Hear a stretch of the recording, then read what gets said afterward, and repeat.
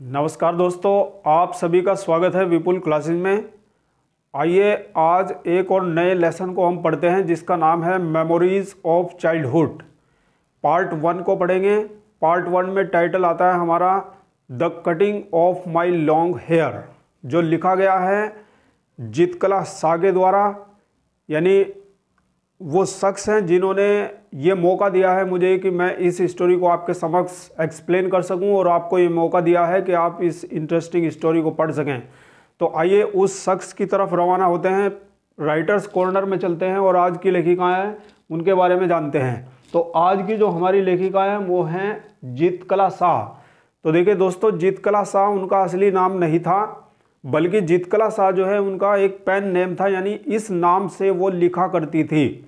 उनका जो असली नाम था वो यहाँ पर लिखा है, देखिए, गर्ट्रूड सिमन्स बोनिन। तो ये उनका असली नाम था और वो नेटिव अमेरिकन थी। जन्म उनका इंडिया में हुआ था और वो रहती थी अमेरिका में।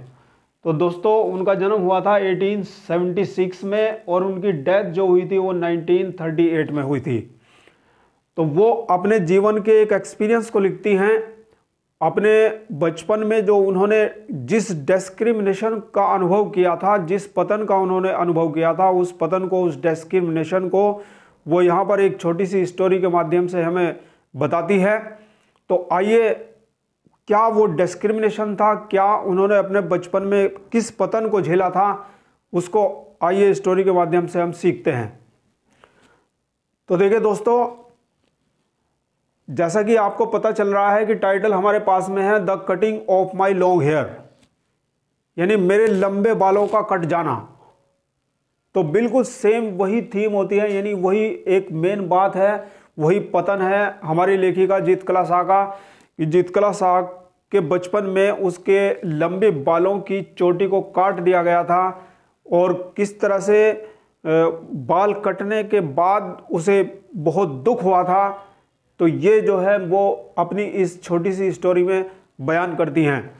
तो देखिए क्या होता है दोस्तों, जब जितकला शाह अपने बचपन में थी, यानी जब उसके स्कूली डेज थे, तो जितकला शाह का एडमिशन एक कार्लाइल स्कूल में अमेरिका में करा दिया गया था।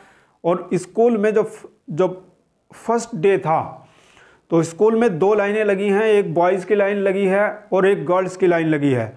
तो उन गर्ल्स की लाइन्स में जितकला शाह जो है, हमारी जो लेखिका हैं जितकला शाह, वो लाइन में चल रही हैं। लाइन धीरे धीरे आगे बढ़ रही है और लाइन जो है आगे डाइनिंग हॉल में जाने वाली हैं। यानी लाइन धीरे धीरे आगे बढ़ रही है और सभी अमेरिकन गर्ल्स, जितनी भी अमेरिकन गर्ल्स हैं वहाँ पर, उन सब के सिंगल हेयर हैं। लेकिन जो हमारी लेखिका जितकला शाह थी उसकी लंबी चोटी थी, यानी लंबे बाल थे। अपनी मम्मी की तरह उसकी भी एक लंबी चोटी थी। तो इंडियन कल्चर के अकॉर्डिंग उसकी एक लंबी चोटी थी, तो वो उसके साथ आगे बढ़ रही थी। और उसके आवाज़ करने वाले जूते थे, जैसे कि बच्चों को जो है लाड प्यार में पेरेंट्स बाजे वाले जूते पहना देते हैं, तो बिल्कुल ऐसे ही बाजे वाले जूते वो पहन रही है। और जैसे जैसे वो कदम आगे रखती थी तो बाजा बजता था, और जैसे ही बाजा बजता था तो पूरी अमेरिकन गर्ल्स जितनी भी थी वो एकदम से ठहाका मार करके पूरी हंसती थी उसके ऊपर। Eight that time she was the centre of attraction for all the American girls. कि जैसे जैसे वो आगे बढ़ रही थी तो सभी लड़कियां उसकी तरफ देख रही हैं। और सर्दी का मौसम हो रहा है, यानी बहुत ज़्यादा सर्दी हो रही है, तो इस वजह से जितकला शाह ने कंबल ओढ़े हुए था। तो क्या होता है कि एक पीले चेहरे वाली एक बहुत ही रूड सी औरत जो है वो उसकी तरफ देख रही थी। और जैसे ही जितकला शाह ने उस औरत की तरफ देखा तो एकदम से वो सहम गई, क्योंकि वो उसका चेहरा एकदम से बहुत डरावना लग रहा था और उसकी आवाज़ एकदम से बहुत ज़्यादा भारी भरकम थी। और वो लाइन के पीछे पीछे चल रही थी, वो थी हॉस्टल वार्डन। यानी अब धीरे धीरे से जो लाइन है वो आगे पहुंच रही है और उसके कंबल को भी ले लिया जाता है, यानी कंबल उससे उतार लिया जाता है। अब लाइन आगे चली जाती है, हॉल में लाइन एंटर हो जाती है, सभी गर्ल्स अपनी अपनी चेयर के सामने खड़ी हो जाती हैं और जितकला शाह भी अपनी चेयर के सामने खड़ी हो जाती है। दूसरी तरफ बॉयज़ भी एंट्री कर चुके हैं, बॉयज़ भी अपनी अपनी चेयर्स के सामने खड़े हो चुके हैं। तो भैया बेल बजती है, और जैसे ही बेल बजती है तो सभी अपनी अपनी चेयर को पीछे की तरफ खिसका लेते हैं। अब लड़कियों की देखा देखी, यानी उसको पता नहीं है क्या करना है जीतकला शाह को, लेकिन जैसे दूसरी लड़कियां कर रही हैं, अमेरिकन गर्ल्स कर रही हैं, वो भी ऐसे ऐसे ही कर रही है। तो सभी ने चेयर को पीछे खींचा, तो उसने भी अपनी चेयर को पीछे खींचा। फिर नेक्स्ट बेल बजती है, और नेक्स्ट बेल बजने पर क्या होता है कि सभी लड़कियां तो खड़ी रहती हैं, लेकिन वो एकदम से तपाक से अपनी सीट पर जाकर के बैठ जाती है। और जब उसने देखा कि कोई भी नहीं बैठा और सभी की सभी लड़कियों ने उसकी तरफ देखा, एकदम से सब उसको देख रहे हैं, और वो भैया एकदम से शर्मा जाती है वो लड़की, और बहुत ज़्यादा मतलब इस तरह से सोच रही है कि भाई मुझे मत देखो, मेरी तरफ मत देखो, सब मुझे देख रहे हैं, गलती हो गई है मुझसे कि मैं बैठ गई हूँ, कोई भी नहीं बैठा। वो खड़ी हो जाती है। अब क्या होता है कि दोबारा से बेल बजती है, और फिर सब लोग बैठ जाते हैं, वो भी बैठ जाती है। फिर बेल बजती है तो प्रेयर की बेल हो रही है, यानी प्रेयर हो रही है। फिर नेक्स्ट बेल होती है, तो नेक्स्ट बेल जो होती है उस पर सभी लड़कियां जो है खाना स्टार्ट कर देती हैं, अपना ब्रेकफास्ट शुरू कर देती हैं।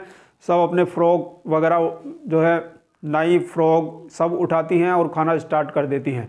लेकिन जीतकला शाह जो है खाने के बजाय रो रही है, क्योंकि ये उसका फर्स्ट एक्सपीरियंस है और ये बहुत ही मतलब उसको अच्छा नहीं लग रहा है यहाँ पर, तो वो खाने के बजाय रो रही है।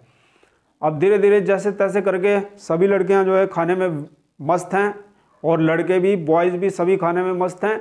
और जब खाना पीना हो जाता है तो फिर से बेल बजती है और फिर सभी बाहर जाती हैं। तो लड़कियों के साथ में जो जीतकला शाह है वो भी बाहर जा रही है। अब बाहर आने पर क्या होता है कि उसकी एक फ्रेंड होती है जिसका नाम होता है जुडविन। तो जुडविन मिलती है बाहर, और जुडविन जो है उससे बात करती है, उससे कहती है कि मुझे तुमसे कुछ बात करनी है।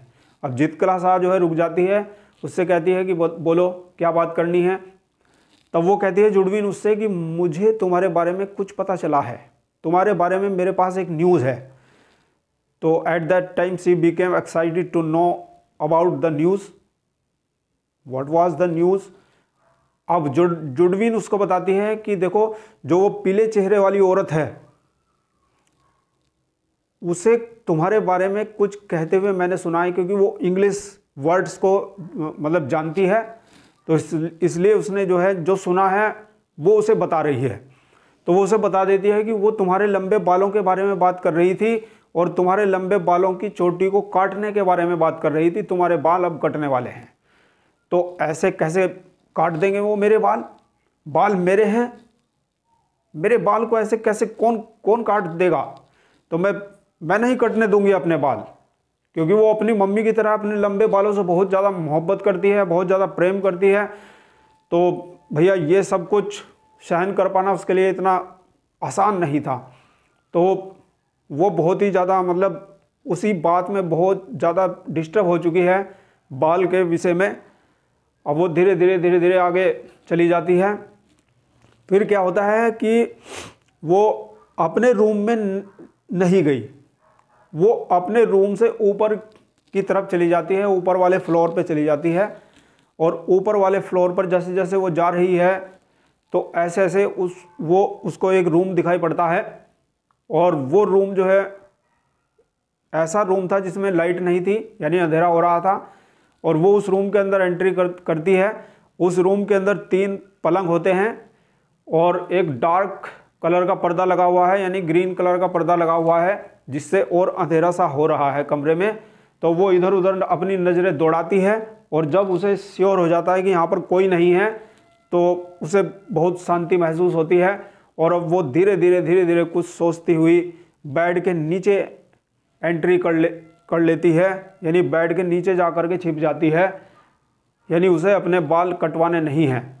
तो वो उस पीले चेहरे वाली, उस भारी भरकम आवाज़ वाली औरत से बचकर भाग रही है, यानी हॉस्टल वार्डन से वो बच कर के भाग रही है। लेकिन वो लोग भी बड़े शातिर हैं, तो हर जगह उसी की बात चल रही है, बाहर सब जगह सरसराहट हो रही है, सभी उसी के बारे में बात कर रहे हैं, जीतकला शाह कहाँ है, जीतकला शाह कहाँ है, ढूंढ मची है भैया उसके नाम की। लेकिन वो बेड के नीचे छिपी हुई है। अब धीरे धीरे वो सुन रही है कि उसी के नाम का जिक्र हो रहा है बाहर। अब वो बूट की आवाज़ सुनती है और बूट की आवाज़ धीरे धीरे उसके नज़दीक पहुंच रही है।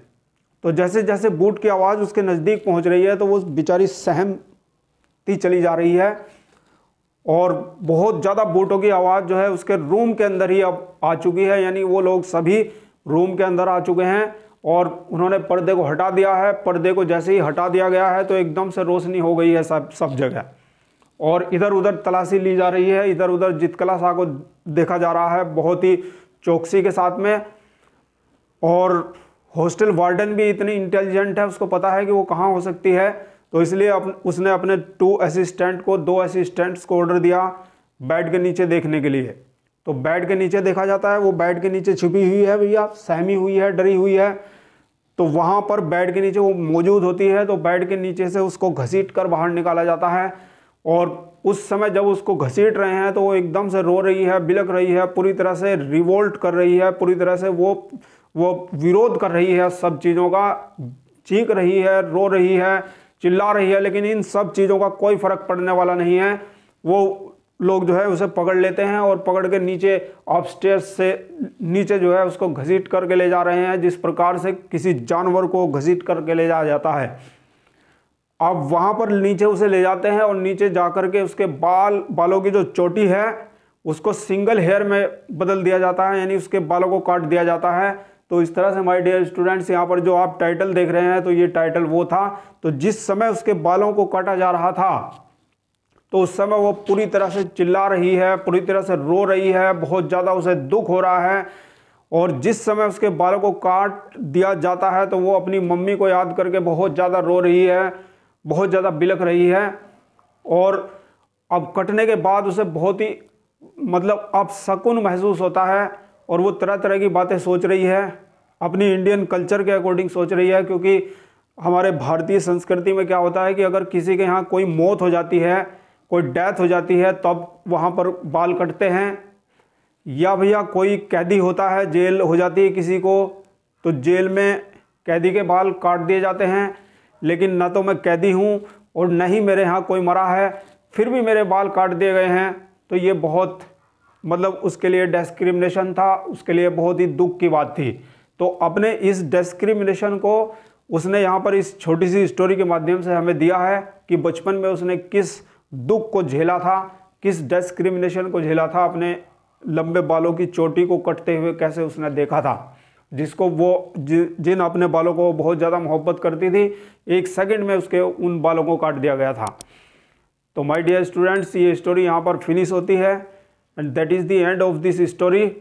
आपको ये स्टोरी कैसी लगी ज़रूर कमेंट सेक्शन में बताएं और आगे की स्टोरी नंबर 2 पढ़ने के लिए तैयार रहें। और इससे पहले कि आप वीडियो को छोड़ें ज़रूर लाइक करिए, क्योंकि लाइक ज़रूर बनता है। Thank you very much for watching this video.